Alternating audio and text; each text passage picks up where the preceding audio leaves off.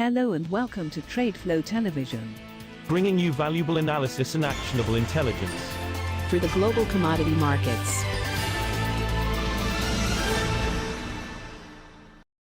These are some of the key topics that we will be looking into in today's program.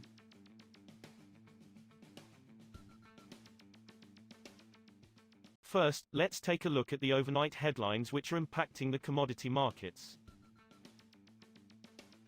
Oil prices were steady on Tuesday, trading close to more than year-long highs on signs that global coronavirus restrictions were being eased, although concerns about the pace of a U.S. economic recovery kept gains in check.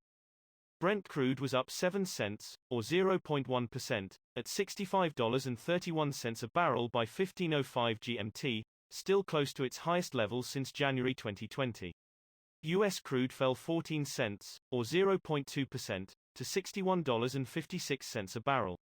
Both contracts rose more than $1 earlier before retreating. Vaccine news is helping oil, as the likely removal of mobility restrictions over the coming months on the back of vaccine rollouts should further boost the oil demand and price recovery, UBS oil analyst Giovanni Stornovo said. Occidental Petroleum Corp., Diamondback Energy Inc. and a host of smaller Permian-focused U.S. shale producers on Monday forecast lower oil output in the first quarter, giving the first indications of the hit to the industry caused by last week's winter storm. Areas of Texas not used to the cold were hit by sub-zero temperatures and record snowfalls last week. While natural gas producers benefited from cold weather forcing closure of wells, shale oil drillers stood on the losing side of the trade as frozen pipes and power supply interruptions were expected to slow an output recovery, operators said. Moving on to the top news in the energy sector. Iranian crude oil exports have fallen in February by about 250,000 barrels per day, tanker tracker Petrologistics said Tuesday, suggesting a jump in shipments has run out of steam. The OPEC members' oil exports climbed in January after a boost in the fourth quarter, despite U.S. sanctions, in a sign that the end of Donald Trump's term as U.S. president may be changing buyer behavior. But Geneva-based Petrologistics, which assesses the exports by tracking tanker shipments, told Reuters that shipments had fallen to levels seen in November and December, before the surge in January. OPEC and U.S. oil companies see a limited rebound in shale oil supply this year as top U.S. producers freeze output despite rising prices, a decision that would help OPEC and its allies.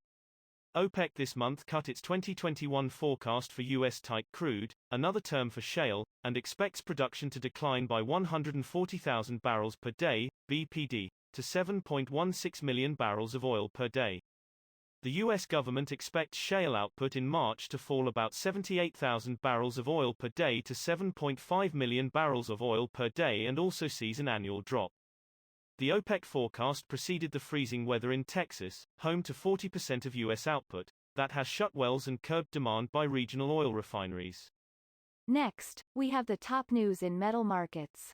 Copper touched a new 9-1/2-year high on Tuesday before slipping back as equities markets fell and investors wondered whether strong demand and tight supplies were enough to extend a breathtaking rally. With U.S. stock markets down around 1% to 2%, benchmark copper on the London Metal Exchange was 0.3% higher at $9,120 a ton at 15:23 GMT, having reached $9,305, the highest since August 2011. Prices have shot up 16% in February, the biggest monthly rise since November 2016, taking gains since the start of 2020 to around 50%.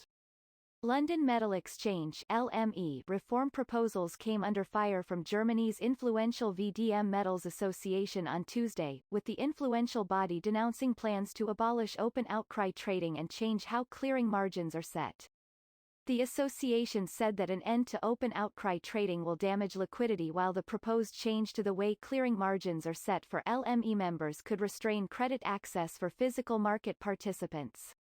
The comments made on behalf of VDM's 220 members, mostly small and medium-sized traders, recyclers, producers and consumers in Germany, were in response to proposals outlined in a consultation paper issued by the LME in January.